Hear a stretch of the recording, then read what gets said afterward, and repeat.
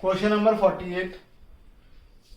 XYZ Limited issued 10,000 shares of 10 each payable at 2 on application for allotment 1 on first call and balance on final call. इसका मतलब issue price 10 है क्योंकि कहीं premium की बात नहीं हो रही है, प्रीमियम की बात पहली लाइन में ही हो जाती है.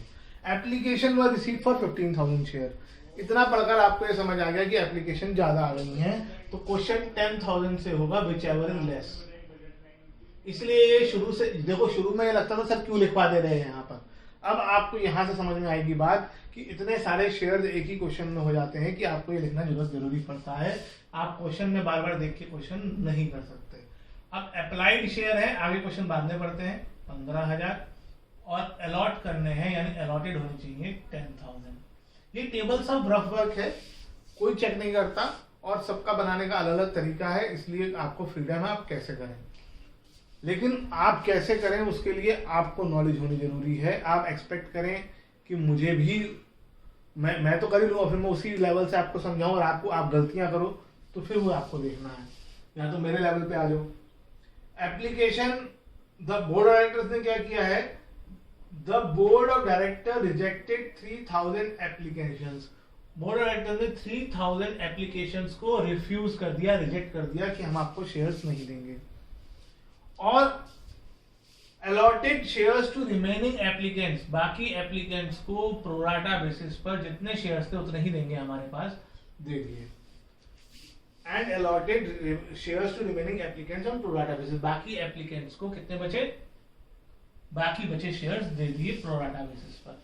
अब ये पिछले दो क्वेश्चन से अलग है. पहला जो हमने किया था उसमें फुल अलॉटमेंट था और रिजेक्शन था. पिछले क्वेश्चन में रिजेक्शन नहीं था और प्रोपोर्शनेट अलॉटमेंट था, प्रोराटा था. इस क्वेश्चन में रिजेक्ट भी किया है, प्रोराटा भी है. फुल अलॉटमेंट हमारे क्वेश्चन के सॉल्यूशन में कोई इफेक्ट नहीं डालता. अब आगे की टेबल पूरा करते हैं. एप्लीकेशन, अलॉटमेंट, फर्स्ट कॉल और एक सेकंड कॉल भी है इस क्वेश्चन में. एप्लीकेशन 2 रुपए की है, ये 4 रुपए की है, ये 1 की है, 6 7 हो गया, तो ये 3 की हो गई. कोई डिफॉल्टी है नहीं, all amount were duly received in the books of XYZ limited. Format बनाओ. फिर याद दिलाता हूं कि मैं हर क्वेश्चन में बोल रहा हूं पहली एंट्री अप्लाइड शेयर से, बाकी पूरा क्वेश्चन अलॉटेड शेयर से. तो पहली एंट्री 15,000 शेयर से, ये मन में बोल लिया करो, और बाकी पूरा क्वेश्चन 10,000 शेयर से. तो पहली एंट्री होगी, मैं प्रॉपर फॉर्मेट नहीं बना रहा हूं, फॉर्मेट में करें please. Bank account debit to share application account, 15,000 into 2.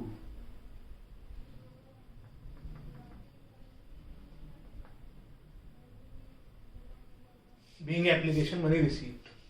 अब अगली एंट्री ध्यान से समझो, ये यहां से हर क्वेश्चन में अब आने वाली है और एक्सपेक्ट करते हैं ये कंपैरेटिवली बाकी क्वेश्चन से आसान एंट्री है. अगर आप, क्योंकि हर क्वेश्चन में आएगी यहां से, तो बहुत प्रैक्टिस हो जाती है इसकी, तो इस वजह से ये एंट्री, पहली 2 एंट्री एग्जाम में 3 एंट्री ये माना जाता है कि गलत नहीं होनी चाहिए.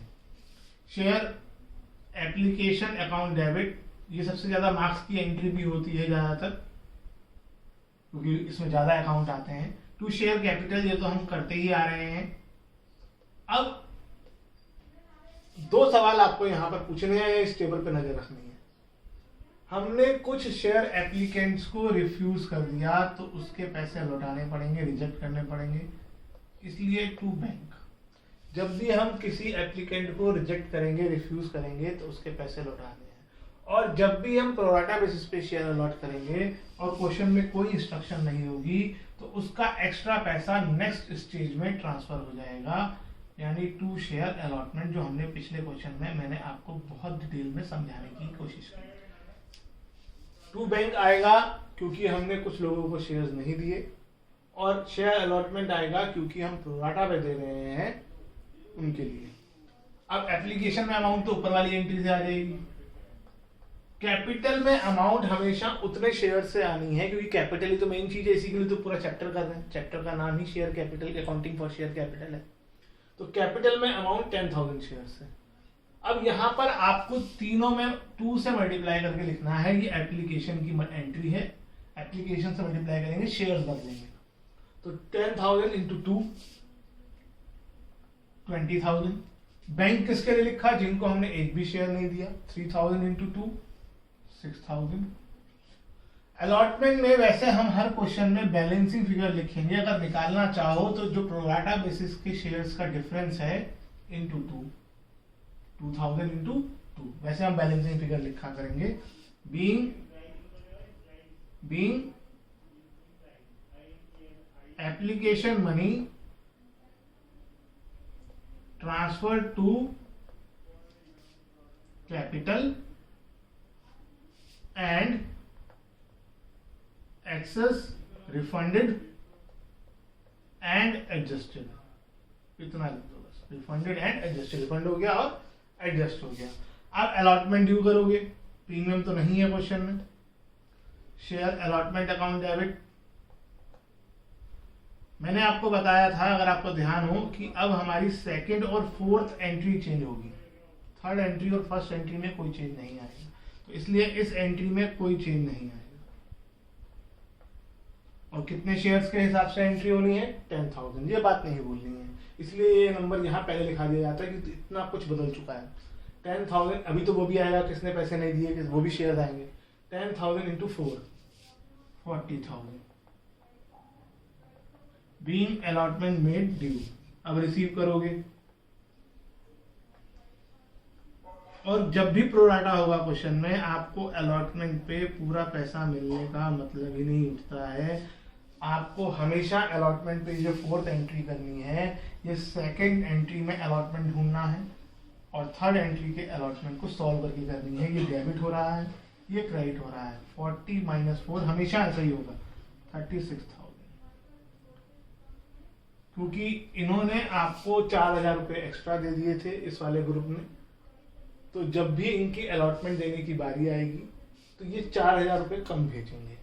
तो 40,000 टोटल पैसा आना था, 4,000 पहले से हमारे पास आ चुके हैं, तो अब सिर्फ अलॉटमेंट पे मुझे 36,000 ही रिसीव होंगे। अब फर्स्ट कॉल ड्यू करोगे, 10,000 शेयर से रिसीव करोगे। सेकंड कॉल ड्यू करोगे, 3 रुपीज से 10,000 शेयर्स का और रिसीव करोगे। बाकी बची 4 एंट्री आप कंप्लीट कर लोगे।